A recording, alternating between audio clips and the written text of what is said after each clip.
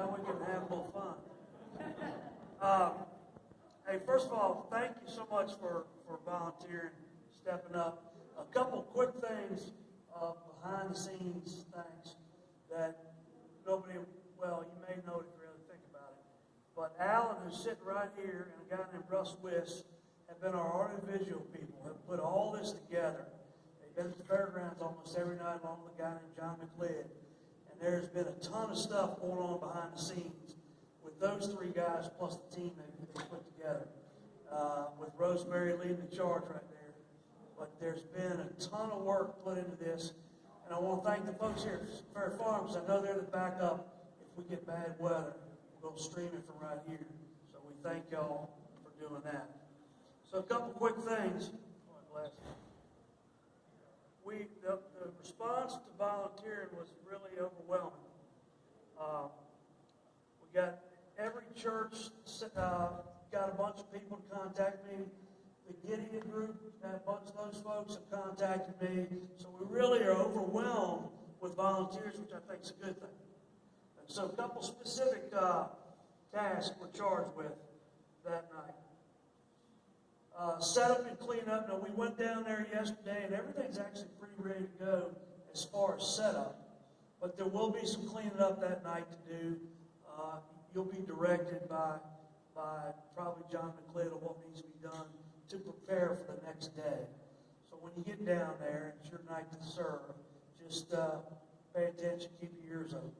Traffic flow. Part of our responsibility as volunteers every night is to help the traffic flow, cars coming in and the foot traffic coming in to get people to the right place. So we're servants, we're volunteers, but we're also ushering. So we're trying to keep families together. We put, I think it was 200 seats out yesterday under the pavilion, and they're about 5 or 6 feet apart. So really, if it wasn't COVID, we could put a couple thousand people up there. But we still got 200 people ready to be seated over there, plus the people going to sit in the cars on the side. So, big part of our job is just to guide people in and usher them in and answer questions. If you don't know something, ask somebody. The other thing we'll be doing is there will be an offertory every night, and we'll be responsible for handing that out. And what we're going to use, we'll use buckets with broom handles, so nobody's exchanging money or paper or anything like that. So we'll need a couple people from each group every night for that. Commitment cards have already been printed. Jim had those knocked out. So as somebody comes forward, or if somebody comes forward in a car, Roger mentioned tonight at dinner that for those folks sitting in the car or sitting at their seat, they may just be asked to stay right where they are, and we go to them. So as servants, if you've signed up to move chairs and tables, stuff like that, you might also be asked to go to engaging people. So be prepared. One prayer I hope is that each of us gets stretched a little bit outside our comfort zone. Is really what I hope happens. And people see the Lord through us, not just moving tables and chairs, but actually spiritually as well. And then, general questions are going to come up. As this is our first time, we haven't run the dry run for this will be Sunday morning. So hopefully we'll get a few bugs worked out of any issues that we have not foreseen yet. So be patient. Ask your people to be patient.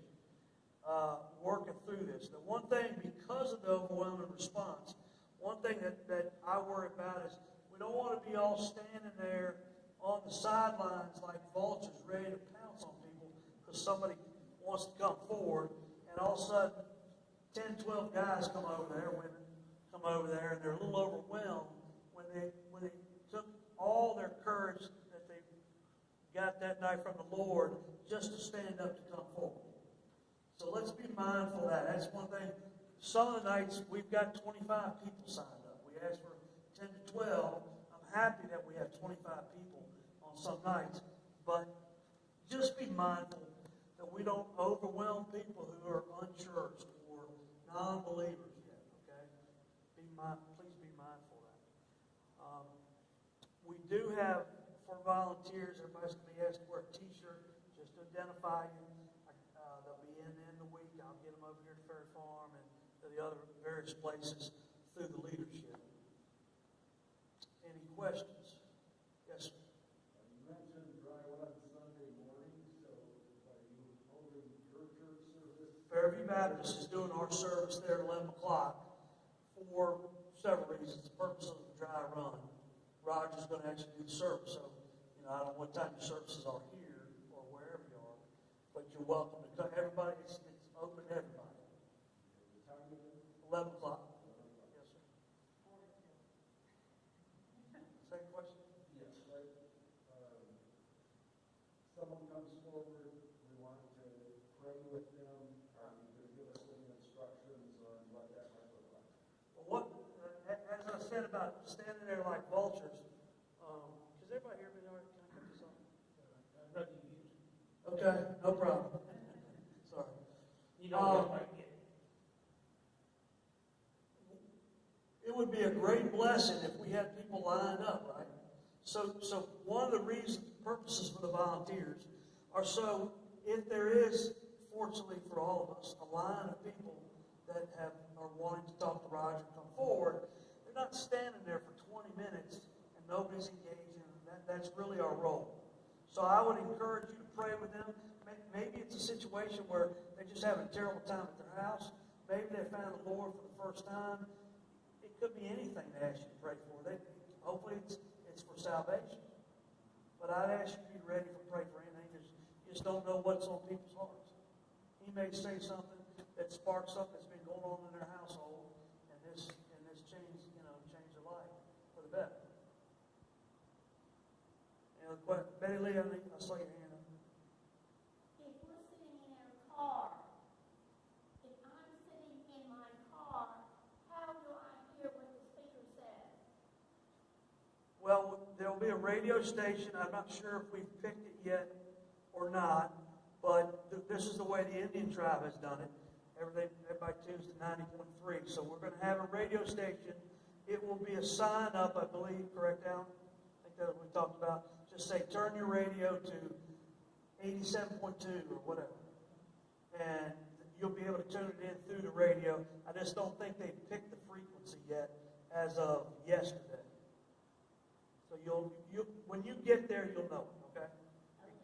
Shay? But I can tell other people. Yes, ma'am. We will probably answer that question when they come.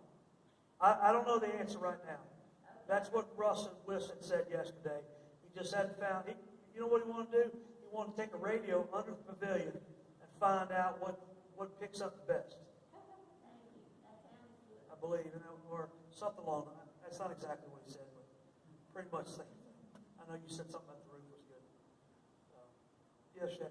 For those people that will be in their cars and staying in their cars, if they want someone to come to them to get their information or to pray with them, do we have some way that they can let us know? Like turn your headlights on or please put your four-ways on or something? Do we have some way to let them know if they want someone to come to their car? I'm guessing if they're in their car, they want to right. go alone. But if they do decide to make a declaration of any Right. I type, just want somebody maybe come pray with them. right. Yeah. I think that's a good question. I don't think we have an answer to that. Rosemary might have an answer. We have a partial answer. Okay. This is the boss, folks. Rosemary might. Not even close. In speaking with Roger this evening, he will probably, when he's doing the invitation, give some sort of instructions to folks. So he may say, if you're in your car and you'd like to make a decision or like to pray, step outside your car and someone will come to you. But again, if you see somebody stepping outside the car, that doesn't mean like 6 people should charge everybody. Okay. We will take our cues from the pastors because they will be up front during invitation time. And if there are 3, 4 pastors and 1 person, then they don't really need a lot of us hanging around. But if there are 20 people and 3 or 4 pastors, that might be when we would get a signal, or somebody would get a signal that we need a couple of people up here. So that, as Billy said, we're going to have to play a lot of this by ear. But I would say be alert, but don't, something we say saying disaster relief, I can't help thinking is don't self-deploy. Don't decide, I'm going to go speak to that person in the car. Okay? Let the Lord lead. And the pastors to a certain extent, okay? Does that help? Thanks for So just, use some common sense. All right? It's not always running rampant in my house, but try to use some common sense. I hope, I hope there's a long line. And man, just go up and greet people. Put people at ease. Especially if it's somebody that's just getting up for the first time, they've just been touched by whatever he said or the music. That's something else I want to thank. Willard was up here in here earlier. He put together all the music talent for the whole week, so make sure you thank Willard. But you don't know what's going to move people. Man, get up and just introduce yourself. Tell them where you're from. Just put them at ease, because it may be the biggest decision they've made in their whole life and in their entire life, and will be the biggest decision they made in their entire life.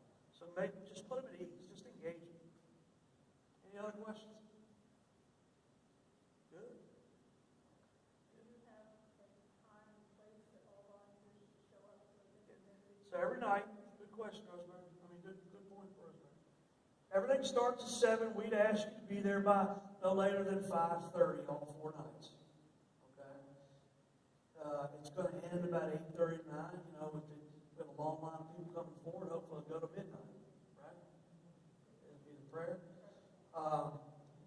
But be prepared to probably be there from 5:30 till 10 or so. Yes.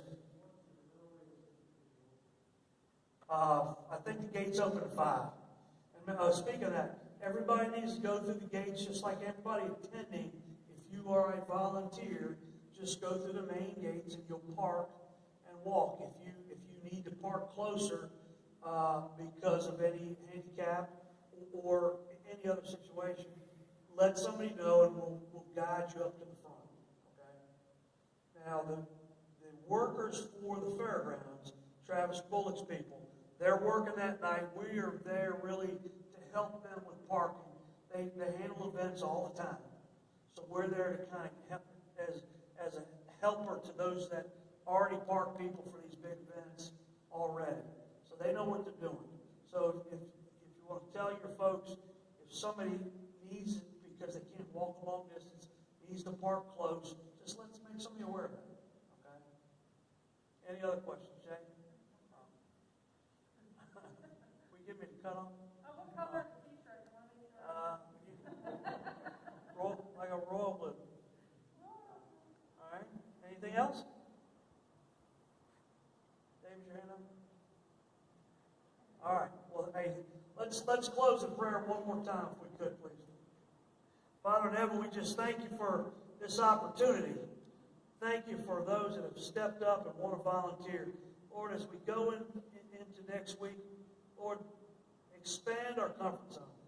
Get us outside our box. Let us be lights for your world and your kingdom. Let us lead some of you. Let us be bold with our faith. We know the Holy Spirit's going to be there working through us and through people. Let us be the spark that helps that. We pray this very humbly in your Son's name. Amen. Hey, thank you all very much.